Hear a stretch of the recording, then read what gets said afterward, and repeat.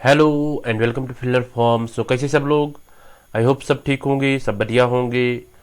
So welcome in today's class. My name is Muddasir Amin. I am presenting here MCQ series regarding paper 1 UGC NET JRF. Okay, so आज का जो MCQ series रहेगा वो रहेगा 2021 के MCQs, ठीक है। और प्रीवियस ईयर क्वेश्चंस भी रहेंगे उसमें कुछ, और यानी आपके यहाँ पे पूरे कंसेप्ट क्लियर होंगे, ठीक है। तो देखते हैं हमारा टारगेट क्या रहता है। हमारा टारगेट रहता है top 20 MCQs daily on paper 1 teaching and research aptitude at 2 PM। हमारा मिशन क्या है? यूजीसी नेट जेआरएफ को क्रैक करना। ओके, सो ये 2 PM का जो एमसीक्यू क्लास रहता है, 2 बजे जो क्लास रहता है, इसका मिस मत करिएगा। अगर आपने इसको मिस किया तो आपने बहुत कुछ खो दिया। ओके, सो ये एमसीक्यू क्लास रहता है 2 बजे, यानी हर रोज होता है ये क्लास। ओके, यहाँ पे पूरे कंसेप्ट आपको क्लियर होते हैं। जो भी आपके कंसेप्ट, जो भी आपके डाउट्स रहते हैं, है ना, सो वो क्लियर होते हैं आपको। सो ये कुछ और क्लासेस है फिलर फार्म की तरफ से जो हो रहे हैं, तो इनका भी आप लाभ लीजिएगा।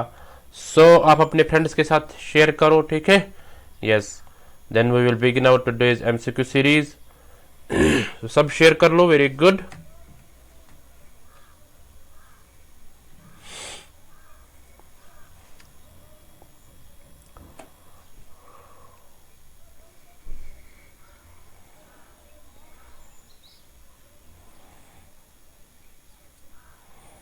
हाँ, सब शेयर कर लो अपने फ्रेंड्स के साथ, अपने कलीग्स के साथ शेयर कर लो, very good.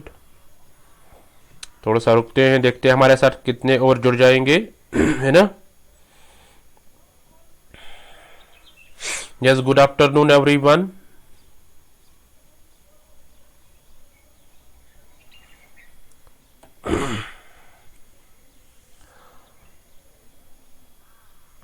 So are you ready? Give your thumbs up. अपना थम्स अप दे दीजिए।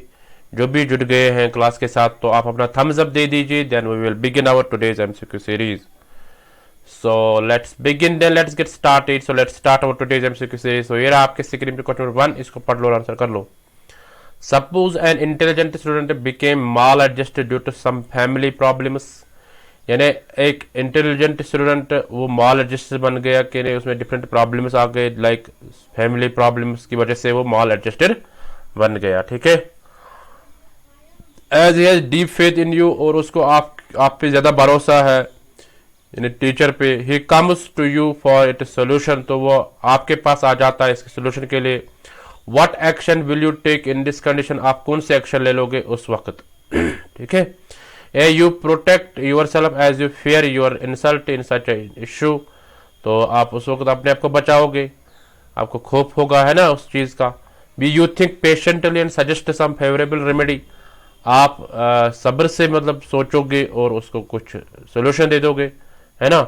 You सॉलो out your selfishness bye knowing his families weakness, तो आप सॉलो कर सकते हैं सेल्फिशनेस को, ठीक है। उसकी फैमिली की वीकनेस को दूर मतलब जान सकोगे आप। डी है you leave the child without interfering in his problem, आप उस मतलब आप छोड़ दोगे उस बच्चे को, है ना, विदाउट इंटरफेयरिंग, उसको इंटरफेयर करने के बजाय, मतलब आप उसके साथ इंटरफेयर कुछ नहीं करोगे, उसकी प्रॉब्लम के साथ कुछ इंटरफेयर नहीं करोगे, ठीक है। आपको आंसर बताना है, आप क्या करोगे उस वक्त। चलो सब आंसर करो, वेरी गुड, आपके पास टाइम है।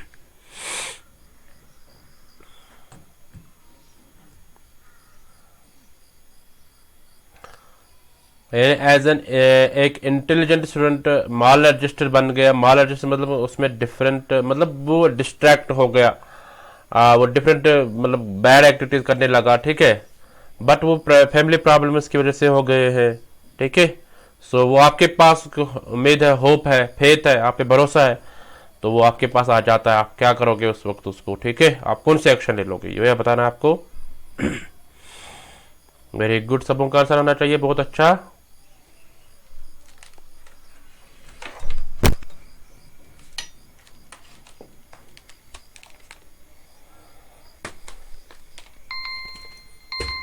सो यहाँ पे आपका टाइम खत्म हो गया। देखते हैं इसका आंसर क्या होगा। ये आपके स्क्रीन पे इसका answer B part. So B part is the correct answer है। क्या है? यू थिंक पेशेंटली, आप सब्र से काम ले लोगे, है ना, आप सोचोगे, यानी पेशेंटली मतलब कि सब्र से आप सोचोगे, आराम से आप सोचोगे, है ना।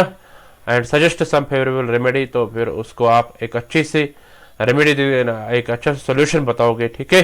Yes, so I hope you got it. चलते क्वेश्चन नंबर 2 पे, इसको पढ़ और आंसर कर लो। Which are the following characteristics is most essential to make to make you a good teacher. यहाँ पे कौन सी अच्छी से कैरेक्टरिस्टिक जरूरत है आपको, ठीक है, जो आपको अच्छा टीचर बनाए। A sympathy for students, B A proficiency of language, D A thoroughness of knowledge, D है इफेक्टिव कम्युनिकेशन। सब आंसर कर लो, वेरी गुड। आपको बताना है यहाँ पे ऐसी कौन सी कैरेक्टरिस्टिक्स है जो आपको जरूरत पड़ेगी इन्हें एक गुड टीचर बनने के लिए, ठीक है, ये बताना आपको। सब आंसर कर लो।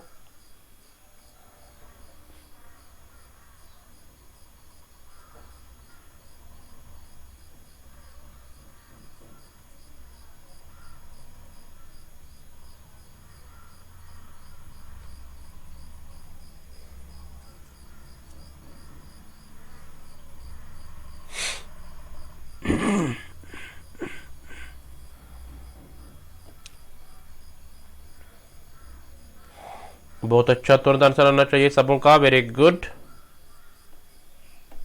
ऐसे आंसर कर लो। अभी आपका टाइम खत्म हो गया, देखते हैं इसका आंसर क्या होगा। A part is the correct, sympathy for students, यानी एक गुड टीचर को क्या होनी चाहिए, सिंपैथी, हमदर्दी होनी चाहिए। जो तालिब इल्म होंगे यानी स्टूडेंट्स जो होंगे, है ना, तो उन पे एक हमदर्दी होनी चाहिए, सिंपैथी होनी चाहिए उनकी तरफ। Okay, so I hope you got it. चलते क्वेश्चन नंबर 3 पे, इसको पढ़ लो और आंसर कर लो। Child is more important than all kinds of books, यानी बच्चा जो है वो सबसे ज्यादा इंपॉर्टेंट रहता है देन बुक्स, ठीक है। This view point of Tagore represents his faith in the following AIIMS of education.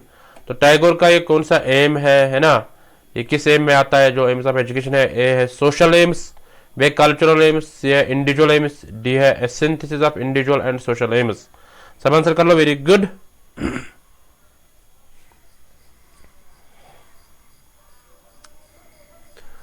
एक बच्चा जो है वो ज्यादा इंपॉर्टेंट है ना, that all kinds of books, यानी सब बुक्स से बेहतर है होता है एक चाइल्ड इंपॉर्टेंट है ना। तो ये व्यू पॉइंट किसका है, टैगोर का। ये भी पूछ सकते हैं कभी कभार, ये व्यू पॉइंट किसे दिया है, टैगोर ने दे दिया है। तो इसको बताना ये किस एम में आता है, सोशल एम में, कल्चरल एम में, इंडिविजुअल एम में, synthesis of individual and social aim. सब आंसर कर लो, वेरी गुड।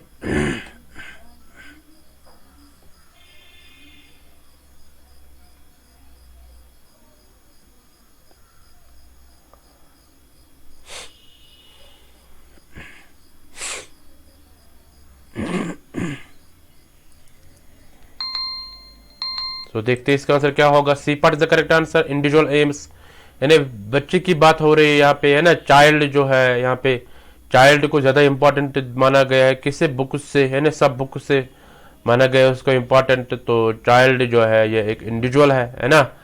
तो चिल्ड्रन अगर हम कहेंगे तो बहुत सारे हैं, चाइल्ड एक है, एक की बात हो गई है यहाँ पे, है ना। तो ये व्यू पॉइंट टैगोर का है। तो ये किस एम की बात कर रहा है, ये इंडिविजुअल एम की बात कर रहा है, यानी जिसमें एक सिंगल इंडिविजुअल आ जाएगा। ओके, चलते क्वेश्चन 4 पे, इसको पढ़ लो और आंसर कर लो। Froebel's most important contribution to education was his development of the, यानी फ्रोबेल की एक इंपॉर्टेंट कंट्रीब्यूशन है एजुकेशन की तरफ, है ना। तो उसे किसको डेवलप करने की कोशिश की, A public high school, B a Latin school, C a vocational school, D a kindergarten. सब आंसर कर लो, वेरी गुड।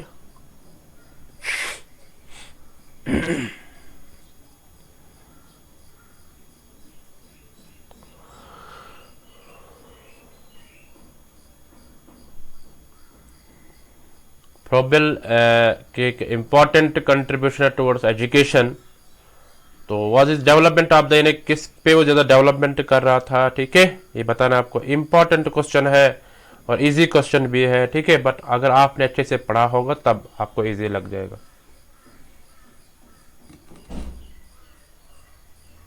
चलो सब आंसर कर लो, वेरी गुड।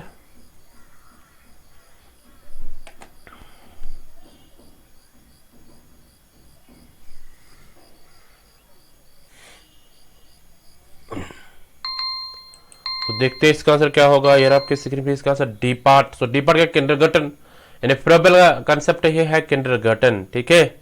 हाँ, so I hope you got it. चलते क्वेश्चन 5 पे इसको पढ़ लो और आंसर कर लो। The chief responsibility of the principal is, एक प्रिंसिपल की एक अहम चीफ रेस्पॉन्सिबिलिटी जरूरत क्या होती है।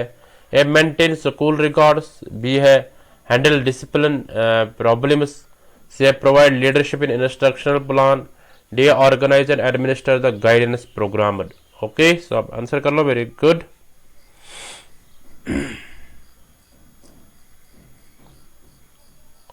एक चीफ रेस्पॉन्सिबिलिटी क्या रहती है एक प्रिंसिपल की, वो बताना आपको। सब आंसर कर लो, बहुत अच्छा।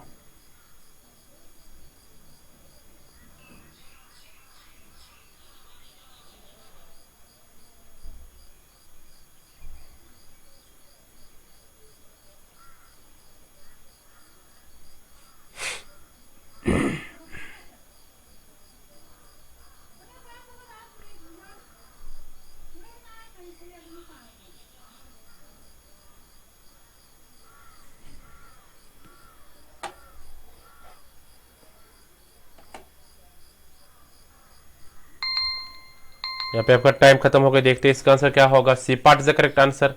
Provide leadership in instructional plan, यानी एक प्रिंसिपल लीडरशिप क्वालिटीज उसमें होती है ना। सो वो लीडर एज ए काम करता है ना, लीडरशिप प्लान बताता है। इंस्ट्रक्शनल प्लान यानी एक इंस्ट्रक्शन बता के उसमें वो सीक्वेंस ऑर्गेनाइजर इंस्ट्रक्शन रखता है, जो भी प्लान रहता होगा उसके लिए, ठीक है। चाहे स्कूल में, चाहे आउटसाइड स्कूल होगा, चाहे कम्युनिटी प्लान होगा, कोई भी प्लान जब होगा जो प्रिंसिपल का काम है, ठीक है। मतलब वो एज उसमें इंस्ट्रक्शन प्लान डेवलप करता है, ठीक है। तो वो मतलब वो लीडरशिप प्रोवाइड करता है, but in a sequence and organised manner. Okay, so I hope you got in it. Maintain school records, ये तो हर कोई करता है। डिसिप्लिन प्रॉब्लम्स, तो ये भी हर कोई करता है स्कूल में, है ना। हाँ, ऑर्गेनाइज एडमिनिस्ट्रेट गाइडेंस प्रोग्राम, और गाइडेंस प्रोग्राम एक पर्टिकुलर पर्सन कर सकता है, बट लीडरशिप जो होता है ना, ये लीडरशिप प्रोवाइड करता है किसमें, एक सीक्वेंस्ड एंड ऑर्गेनाइज्ड वे में। Okay, so I hope you got it. चलते क्वेश्चन नंबर 6 पे इसको पढ़ लो और आंसर कर लो। As a teacher what would you do if you realise that the students are not understanding what is being taught in the class. यानी as a teacher, एक टीचर मान के हम चलेंगे, what would you do, क्या करोगे आप, if you realize that the students are not understanding what is being taught in the class। अगर स्टूडेंट्स को ये मतलब समझेंगे नहीं कि क्या पढ़ाया जाता है क्लासरूम में।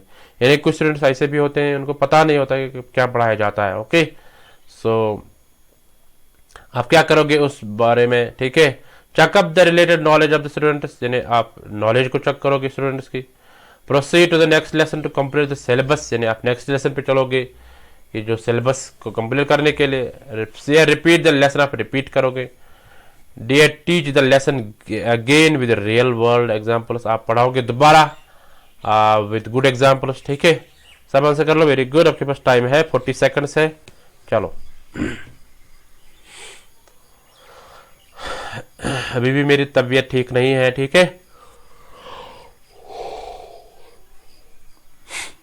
तो आपके लिए इतना मेहनत करना पड़ता है,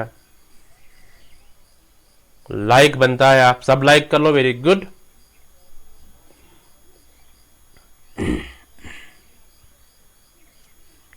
अभी भी मेरी तबीयत ज़्यादा ठीक नहीं है, ठीक है। यस, सो थोड़ा सा अभी भी प्रॉब्लम हो रहा है ना, जुकाम अभी भी है, फीवर है, ठीक है। बट डू नॉट वरी, आपके लिए हम बने रहे हैं, ठीक है। आप भी बने रहो। सो देखते हैं इसका आंसर क्या होगा। ये आपके स्क्रीन में इसका answer D part. So D part is the correct answer. Teach the lesson again with real world examples, यानी आप उस वक्त क्या करोगे कि आप दोबारा पढ़ाओगे उस लेसन को, but with good examples, real world examples, ठीक है। यानी फील्ड रिलेटेड एग्जांपल्स, यानी जो बच्चों को अच्छी समझ में आ जाएगा, ऐसे ऐसे एग्जांपल्स आपको बताने पड़ेंगे। Okay, so I hope you got it. चलते क्वेश्चन नंबर 7 पे इसको पढ़ लो और आंसर कर लो। early experiences determine late personality characteristics of social development. This was maintained by, यानी अर्ली एक्सपीरियंस, पहली जो एक्सपीरियंसेस आती है डिटरमाइन लेट पर्सनालिटी कैरेक्टरिस्टिक्स, तो वो दिखाते हैं, है ना, अर्ली एक्सपीरियंस जो पहले एक्सपीरियंस आ जाती है तो वो दिखाती है मैंने पर्सनालिटी कैरेक्टरिस्टिक्स, ठीक है। सोशल डेवलपमेंट की बात करेंगे तो सोशल डेवलपमेंट में दिखाते हैं पर्सनालिटी कैरेक्टरिस्टिक्स जो अर्ली पहले से एक्सपीरियंस मिलती हुई होंगी। तो ये किसने बताया है? Atkinson, Morgan, fried, Samuel. सब आंसर कर लो, वेरी गुड।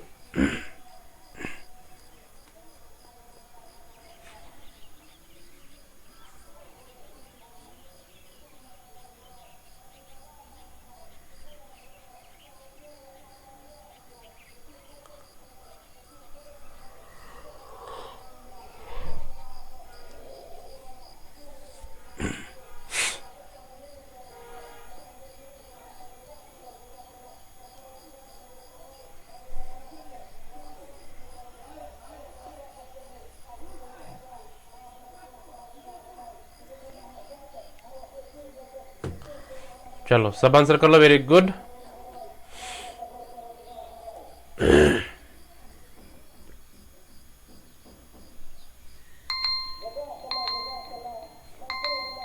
देखते हैं यहाँ पे आंसर क्या होगा यार आपके सिग्निफिकेंस का। सी पार्ट, सी पार्ट क्या है? फ्राइड। जो फ्राइड ने बोला है अर्ली एक्सपीरियंसेस मैटर करते हैं, ठीक है। पहले जो एक्सपीरियंस मिलती है वो पर्सनलिटी डेवलपमेंट करते हैं, पर्सनल कैरेक्टरिस्टिक्स मिलते हैं उससे, ठीक है। हाँ, कि मुझे कैसे चलना है, कैसे उठना, कैसे बैठना, ठीक है। तो ये सारे मतलब ये जो स्टेटमेंट बताया है वे फ्राइड का है। Okay, so I hope you got it. चलते क्वेश्चन नंबर 8 पे, इसको पढ़ लो और आंसर कर लो। वाइगॉस की थ्योरी इंप्लाइज, वाइगॉस की थ्योरी क्या कहती है? A child will learn best in the company of children having IQ lesser than his her own. एक चाइल्ड अच्छा सीख पाएगा बच्चों के साथ जब वो बैठेगा, ठीक है। और जिन बच्चों की उस IQ उससे कम होगा, ठीक है, तो वो उनसे अच्छे सीखेगा। भी एक कोलैबोरेटिव प्रॉब्लम सॉल्विंग, यानी वो यानी कोलैबोरेटिव प्रॉब्लम सॉल्विंग, यानी एक साथ जब सब करेंगे सॉल्व प्रॉब्लम को सॉल्व से। Individual assignment to each student, एक इंडिविजुअल असाइनमेंट हर एक बच्चे को अलग अलग दिया जाएगा। आफ्टर इनिशियल एक्सप्लेनेशन, जब एक इनिशियल एक्सप्लेनेशन होती है, स्टार्टिंग होती है एक्सप्लेनेशन की। Do not support a child in solving difficult question, एक चाइल्ड को एक सपोर्ट नहीं मिलता है ना, प्रॉब्लम को सॉल्व करने में, ठीक है। सो यहाँ पे आपको बताना है वाइगॉस की थ्योरी क्या क्या मतलब है, ठीक है। चलो आपके पास 40 सेकंड है, आप आंसर कर लो सब।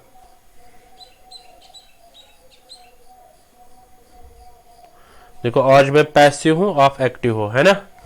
बट पैसिव किसकी वजह से है? Due to health problem.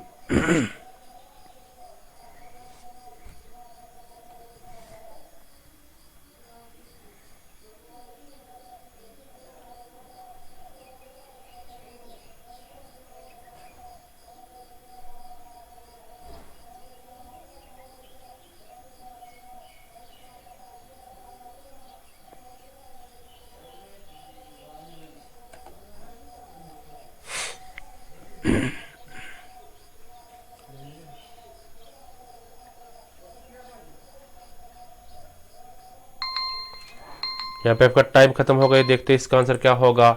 B part is the correct answer. Collaborative problem solving जो है ये वाइगॉस की थ्योरी का मतलब है।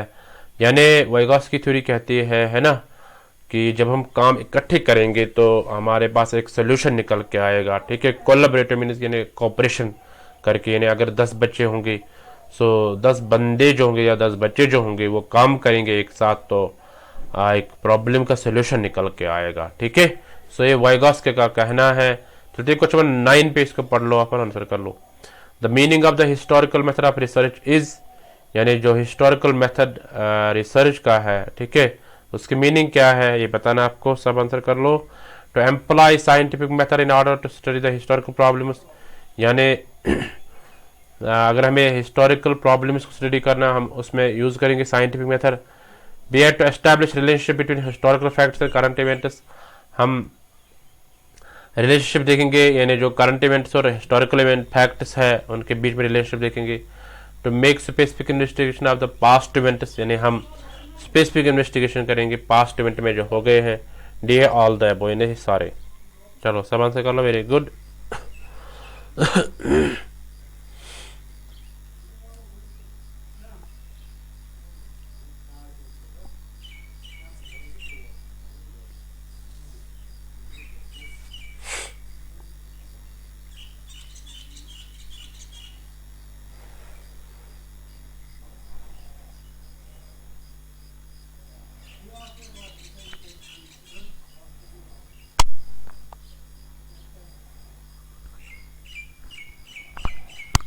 सबों का आंसर आना चाहिए, वेरी गुड।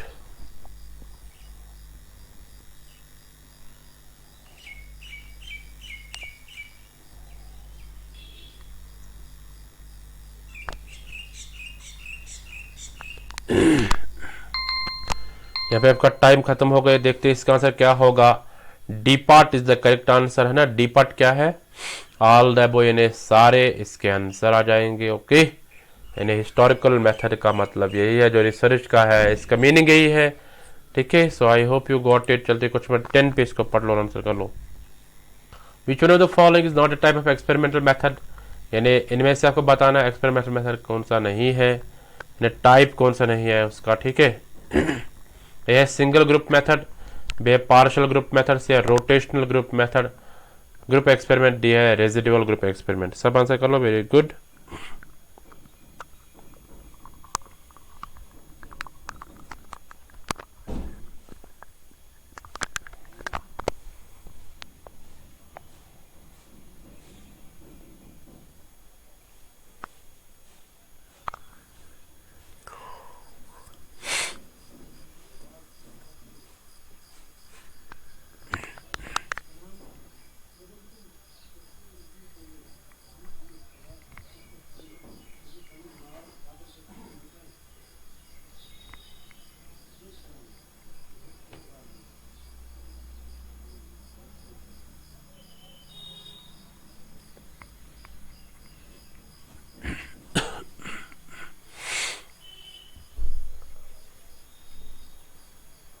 एक्सपेरिमेंटल मेथड का टाइप कौन सा नहीं है ये बताना आपको।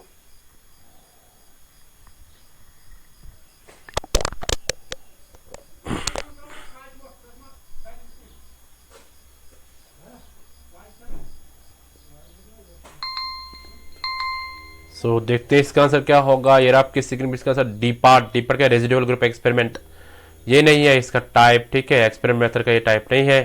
सिंगल ग्रुप एक्सपेरिमेंट ये है, पैरेलल ग्रुप एक्सपेरिमेंट ये भी है, रैशनल ग्रुप एक्सपेरिमेंट ये भी है, रेजिडुअल ग्रुप एक्सपेरिमेंट कोई टाइप नहीं है एक्सपेरिमेंटल मेथड का। Okay, so I hope you got it. चलते क्वेश्चन नंबर 11 पे, इसको पढ़ लो और आंसर कर लो।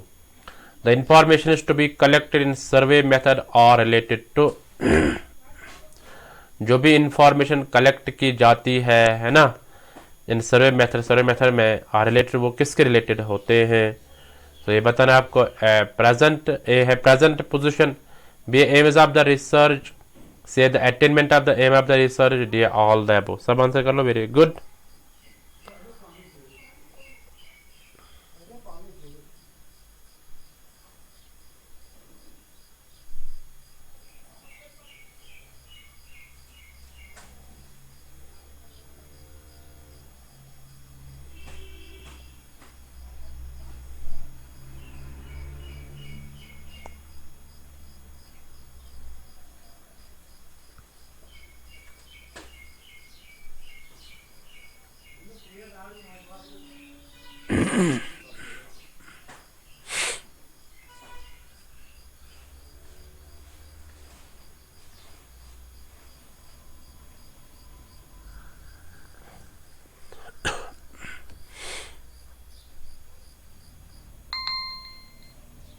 देखते हैं इसका आंसर क्या होगा। D part is the correct answer, all the above, यानी इंफॉर्मेशन जो कलेक्ट की जाती है सर्वे मेथड में। ठीक है, और रिलेटेड वो किसके रिलेटेड होती है, वो प्रेजेंट पोजीशन के लिए, प्रेजेंट सिचुएशन के लिए होती है। Research aim of research, aims of the research, research के एम क्या होती है। Attainment of the aim of the research, attainment क्या किसके रिलेटेड, यानी रिसर्च के एम के रिलेटेड। सो ये सारे जो है ये करेक्ट आंसर है। ठीक है, so I hope you got it. चलते क्वेश्चन नंबर 12 पे, इसको पढ़ लो और आंसर कर लो आप। Which of the following method is free from the difficulties related with sampling, control and validity of inferences, यानी इनमें से आपको बताना कौन सा मेथड ऐसा है जो फ्री होता है यानी किन डिफिकल्टीज से, सैम्पलिंग जैसे difficulties, control and validity of inferences, तो इन डिफिकल्टीज से वो दूर होता है, फ्री होता है।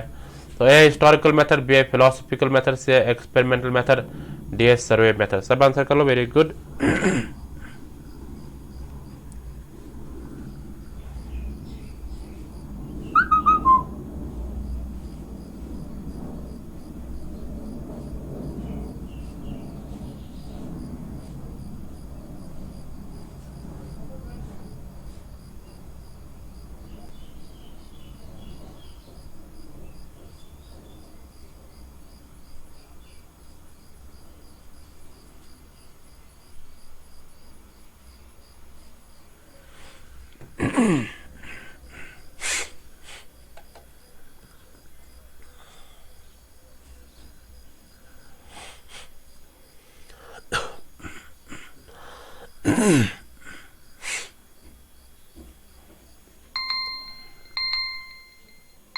सो देखते हैं इसका आंसर क्या होगा। A part is the correct answer. Historical method, जो हिस्टोरिकल मेथड है ना, तो वो फ्री ऑफ डिफिकल्टी रहता है from sampling, control, validity of inferences, so इनसे वो फ्री रहता है। So historical method is the correct answer. चलते क्वेश्चन 13 पे, इसको पढ़ लो और आंसर कर लो। On the basis of the nature, अगर हम नेचर की बात करेंगे, of variable the types of survey method are, यानी सर्वे मेथड के टाइप्स आपको बताने हैं। A stratified survey and survey researches, B A sample and population related researches, C surveys through questionnaire and interviews, D A all the above. सब answer कर लो, very good.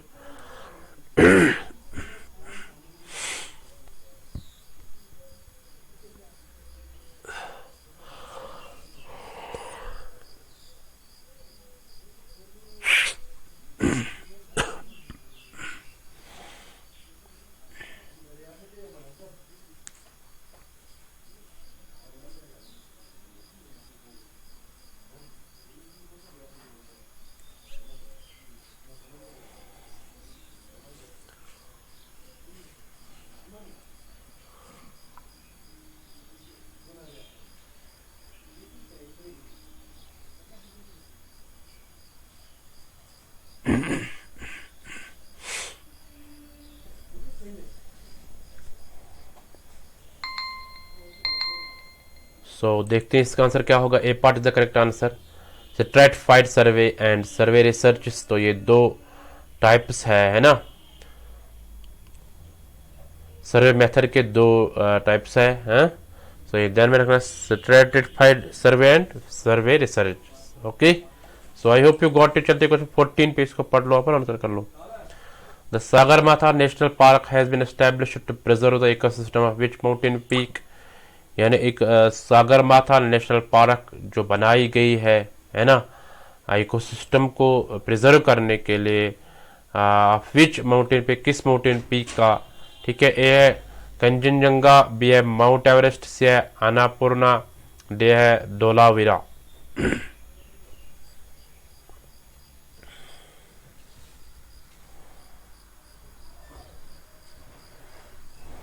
Very good, सब answer कर लो। Sagarmatha national park किस mountain peak को preserve करने के लिए बनाया गया है, ठीक है।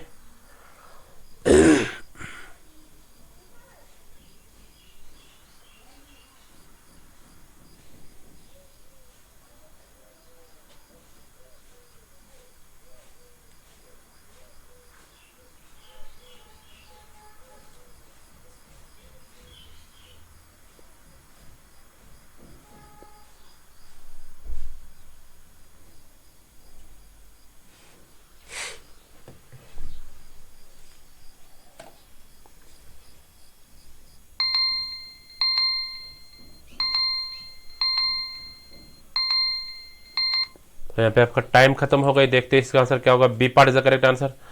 माउंट एवरेस्ट के लिए वो बनाया गया है, ठीक है। सागरमाथा नेशनल पार्क बनाया गया है to preserve the ecosystem of Mount Everest, यानी माउंट एवरेस्ट को बचाने के लिए सागरमाथा नेशनल पार्क बनाई गई है। Okay, so I hope you got it. चलते थोड़ा सा देखते हैं इसके बारे में।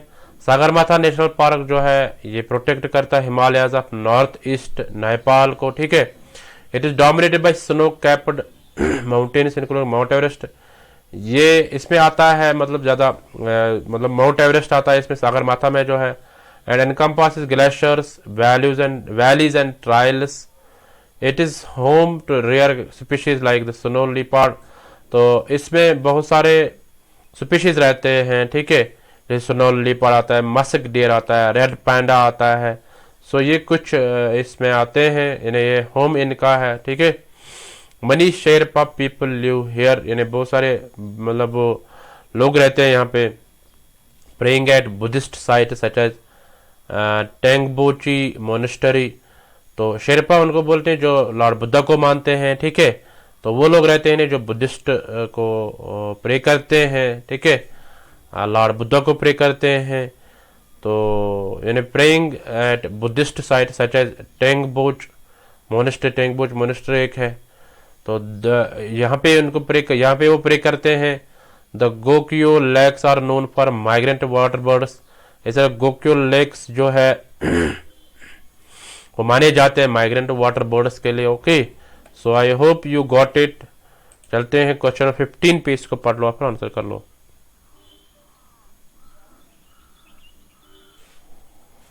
Which one of the following non-conventional energy source can be exploited most economically?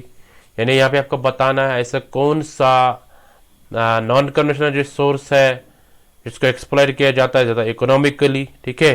उसमें से solar, wind, geothermal, ocean thermal energy conversion. सब आंसर कर लो, वेरी गुड। आपको बताना है ऐसे कौन सी नॉन कन्वेंशनल एनर्जी सोर्स है which can be exploited most economically, यानी जो इकोनॉमिकली एक्सप्लॉइट किया जाता है, ठीक है।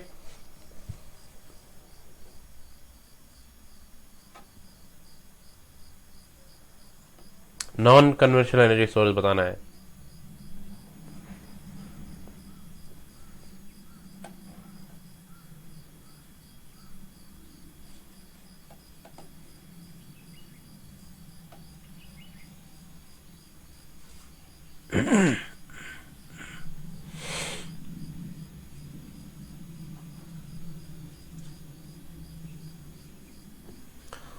सो देखते हैं इसका आंसर क्या होगा। यार आपकी स्क्रीन पे इसका answer A part. So A part is the solar energy, यानी नॉन कन्वेंशनल एनर्जी सोर्स है सोलर एनर्जी, ठीक है।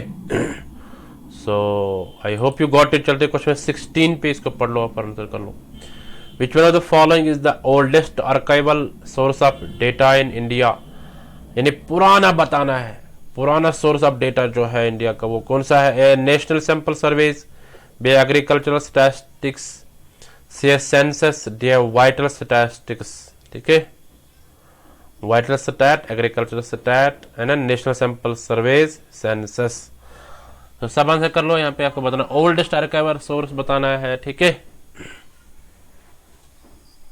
चलो सब आंसर कर लो, वेरी गुड।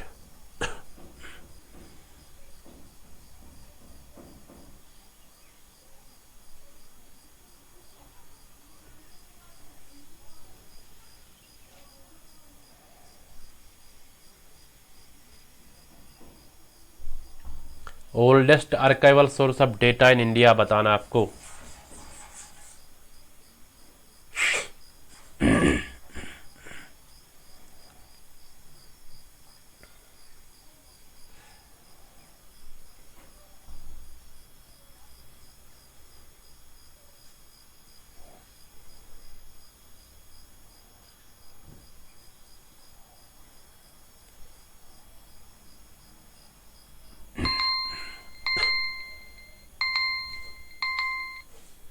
तो देखते हैं इसका आंसर क्या होगा। A part is the correct answer, national sample surveys.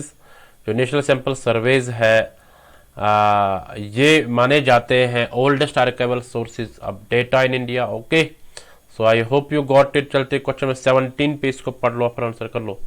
The most significant impact of volcanic eruption has been felt in the form of, यानी जो मोस्ट सिग्निफिकेंट इम्पैक्ट है वोल्केनिक इरप्शन का, तो इसको देखा गया है in the form of change in weather, ठीक है, यानी वेदर में तब्दीली आना, B sinking of islands, dear loss, C loss of vegetation, dear extinction of animal. सब आंसर कर लो, वेरी गुड।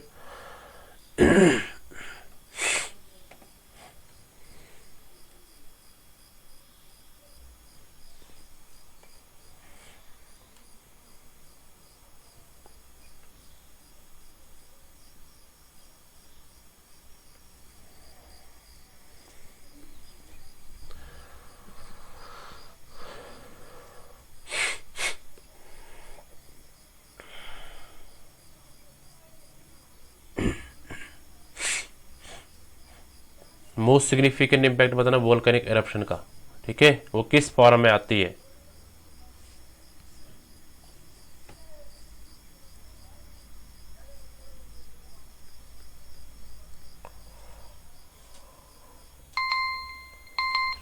सो देखते हैं इसका आंसर क्या होगा। A part is the correct answer, change in weather, यानी जब वेदर में तब्दीली आ जाती है, यानी वो एक सिग्निफिकेंट इम्पैक्ट रहता है वोल्केनिक एरप्शन का। ओके, जब भी वेदर में, वेदर का मतलब और क्लाइमेट का मतलब क्या है, वेदर मीन जो डे बाय डे चेंज हो जाती है, आवर टू आवर चेंज हो जाती है ना, सो वो वेदर होता है। क्लाइमेट होता है जो सीजनली रहता है। फॉर एग्जांपल 6 महीने यानी 3 मंथ्स के लिए एक क्लाइमेट रहता है, 3 मंथ्स के लिए, और एक क्लाइमेट यानी जैसे विंटर है ना, ऐसे स्प्रिंग है, ऐसे समर है, ऑटम है ना, तो ये कुछ क्लाइमेट्स है। तो इस तरह वेदर जो है, वेदर मतलब फॉर एग्जाम्पल आज धूप है, शाम को बारिश हो सकती है या कल बारिश हो सकती है, ठीक है, सो ये वेदर कहलाता है। इस तरह मतलब जो आवर टू आवर चेंज हो जाएगा। अभी फॉर एग्जाम्पल धूप है, 1 घंटे के बाद बारिश हो सकती है, उसके बाद दोबारा धूप हो सकती है, उसके बाद दोबारा बारिश हो सकती है, ऐसे मतलब जो कंटिन्यूसली चेंज होता रहता है, एटमॉस्फेयर में तब्दीली आ जाती है, एनवायरमेंट में तब्दीली आ जाती है, weather. Okay, so I hope you got it. चलते हैं क्वेश्चन नंबर 18 पे, इसको पढ़ लो और आंसर कर लो। Which one of the following statement is true of braided streams, है ना, ब्रेडेड स्ट्रीम्स के रिलेटेड कौन सा ट्रू है इनमें से। ए है width and depth of the channel are equal, यानी विड्थ और डेप्थ दोनों इक्वल होते हैं। बी है width of the channel is greater than it is depth, यानी विड्थ ज्यादा होती है देन डेप्थ। सी है width of the channel is unrelated to it is depth, यानी जो चैनल की विड्थ होती है वो अनरिलेटेड होती है डेप्थ की। डी है width of the channel is less than it is depth, जो विड्थ होती है इस चैनल की, ठीक है, यानी विड्थ ऑफ जो चैनल की विड्थ होती है वो कम होती है देन इट इज डेप्थ, यानी डेप्थ से, गहराई से, ठीक है। सब आंसर कर लो, वेरी गुड। यानी ब्रेडेड स्ट्रीम्स जो होती है उनके लिए आपको बताना है ट्रू कौन सा है।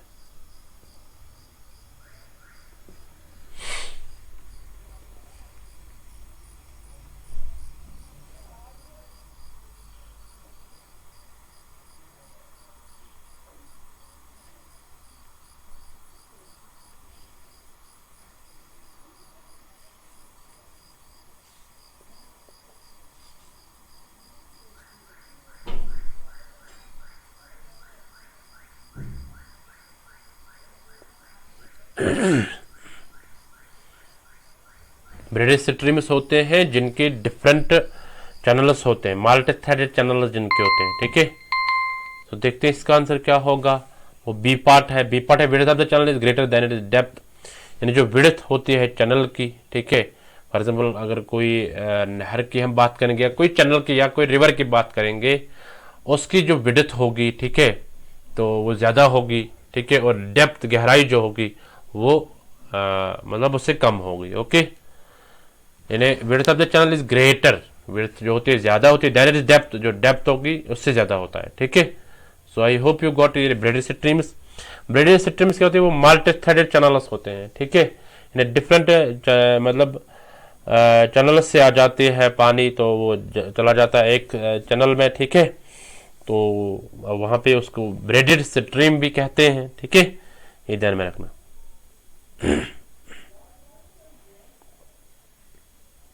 इसको ब्रेडेड रिवर भी कह सकते हैं ना, जब डिफरेंट चैनल से पानी आ जाएगा तो वो एक ही में जाएगा, ठीक है, सो उसको बोलेंगे ब्रेडेड स्ट्रीम या ब्रेडेड रिवर भी कह सकते हैं। तो उसकी जो विड्थ होती है वो ज़्यादा होती है, ऑटोमेटिकली ज़्यादा होगी। कैसे ज़्यादा होगी, जब बहुत सारे जगहों से पानी आ जाता है तो वो एक ही जगह जाता है, तो वो उसमें ज़्यादा गैप होगी, है ना, विड्थ ज़्यादा होगी।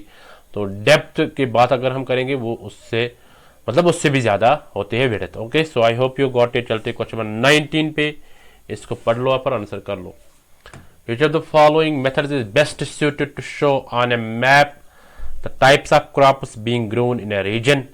यानी यहाँ पे आपको बताना है ऐसे कौन सा मेथड है जो हमें दिखाता है, जो हम मैप पे दिखाते हैं the types of crops being grown in a region, यानी जो टाइप्स होते हैं क्रॉप्स के, है ना, जो हम उगाते हैं रीजन, डिफरेंट रीजन्स में।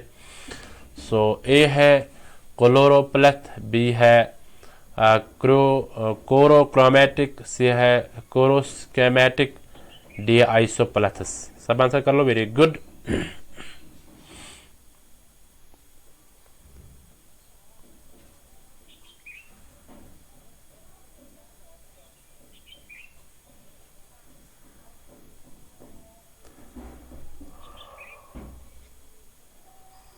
आपके पास टाइम बचा हुआ है, सब आंसर कर लो, वेरी गुड।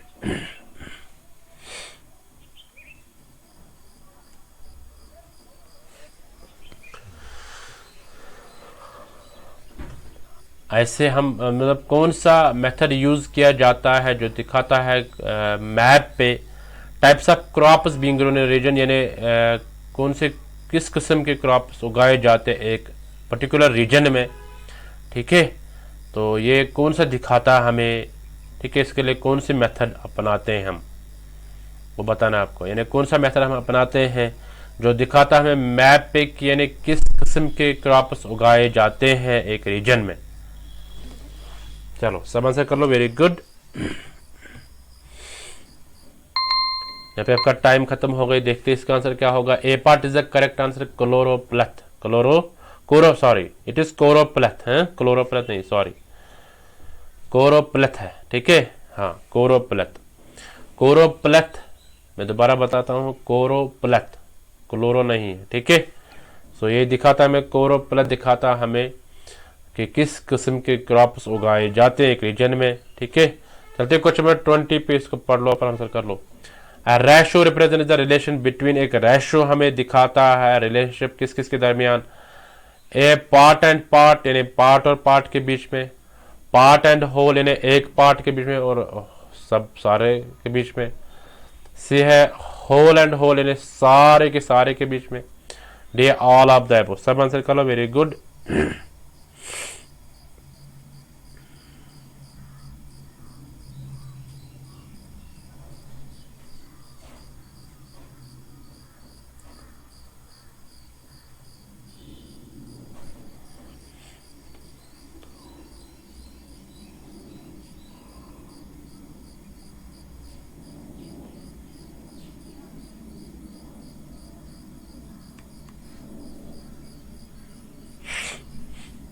वेरी गुड, सबों का आंसर आना चाहिए, बहुत अच्छा, तुरंत आंसर कर लो।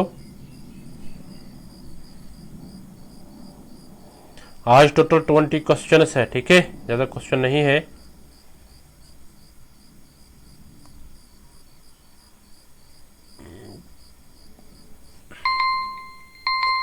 आपका टाइम खत्म हो गया। देखते हैं इसका आंसर क्या होगा। D part is the correct answer, all of the above, यानी रेशो हमें दिखाता है, जैसे हम कहते हैं ना रेशो 2:2, 1:2। ठीक है, दैट इज रेशो। सो ऐसे पार्ट और पार्ट, इसमें एक पार्ट इसमें एक पार्ट, तो इसके बीच में जब रिलेशनशिप दिखाएंगे that is ratio. Sir part and whole यानी पार्ट, एक पार्ट और पूरा। ठीक है, तो इसके बीच में, या होल एंड होल, पूरे के पूरे में। ठीक है, हाँ, तो उसके बीच में रिलेशनशिप दिखाना, तो वो ये सब आ जाएगी रेशो के अंदर। Okay, so I hope you got it. So ये थे आज के टॉप 20 एमसीक्यूज। आई होप आपने एंजॉय किया होगा, आपको अच्छे से समझ में आ गया होगा। ठीक है,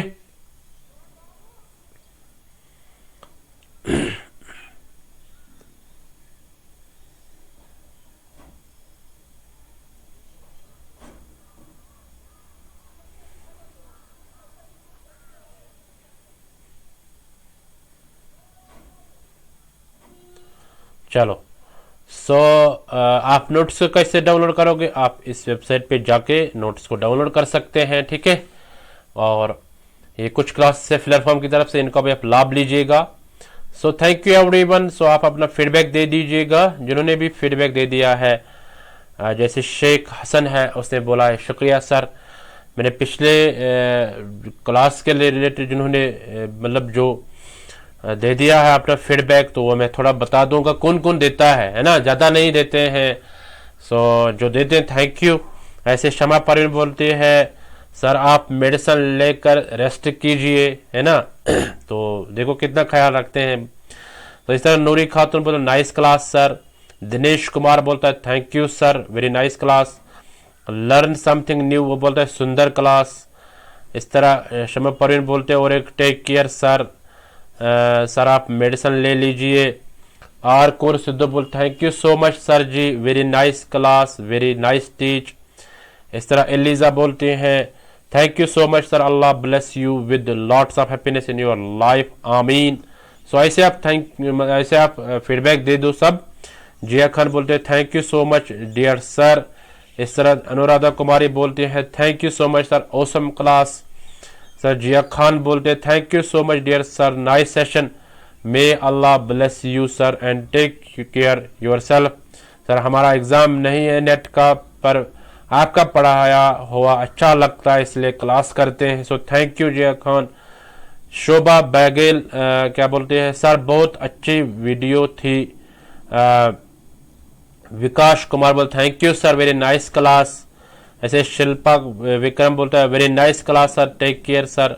शिल्पा विक्रम और बोलते थैंक यू सर जी। इस तरह छबी लाटा पाटिल वो बोलते हैं thank you sir, class is nice sir. Chemistry का क्वेश्चन का क्लास नहीं लगता है क्या? नहीं, केमिस्ट्री का क्लास यहाँ पे नहीं लगता है, ये CSIR नेट में आ जाता है, आप कहीं और देख लो, ठीक है। केमिस्ट्री की क्लास यहाँ पे, केमिस्ट्री के क्वेश्चंस नहीं लगते यहाँ पे। इस तरह पवन कुमार यादव बोलता है thank you sir, nice class sir, thank you Pawan. इस तरह अंतिमा जायसवाल बोलती है thanks sir for preparation our NET JRF, so welcome.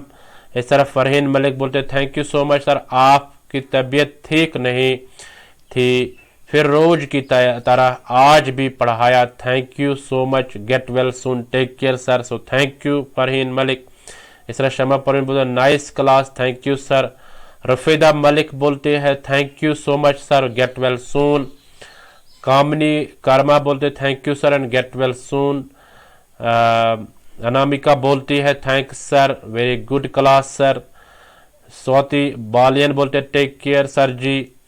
सो ऐसे बहुत सारे कमेंट्स है। एनके ट्यूटर बोलता है great work sir ji, great efforts, so thank you NK tutor. ऐसे अनामिका बोलती आज लेट हो गई सर, 3 क्वेश्चन के बाद आए सर। देखो आप टाइम पे आया करो, 2 बजे क्लास होता है, टाइम पे आया करो, आपको कोई दिक्कत नहीं होगी, ठीक है। सो थैंक यू एवरीवन जिन्होंने भी कमेंट किया है, फीडबैक दे दिया है, ठीक है। ऐसे आप भी फीडबैक दे दो कमेंट सेक्शन में, तो ऐसे हमें भी खुशी हो जाती है, हमें खुशी मिलती है कि हम भी काम कर रहे हैं, अच्छा काम कर रहे हैं, ठीक है। सो आपके हेल्प कर रहे हैं। अगर आपको लगता है हमारी हेल्प हो रही है, तब आप कमेंट सेक्शन में जाओ, कमेंट सेक्शन में आप कमेंट कर लो, ठीक है। So okay, thank you. So ये 2 PM का जो MC क्लास रहता है, इसको आप मिस मत करिएगा, ठीक है। सो अगर आपका कोई प्रश्न होगा, कोई क्वेश्चन होगा, उसको आप कमेंट सेक्शन में लिख लो, उसको हम अटेंड कर लेंगे, ओके। सो मिलते हैं नेक्स्ट MC क्लास में, तब तक के लिए tata, bye bye, take care.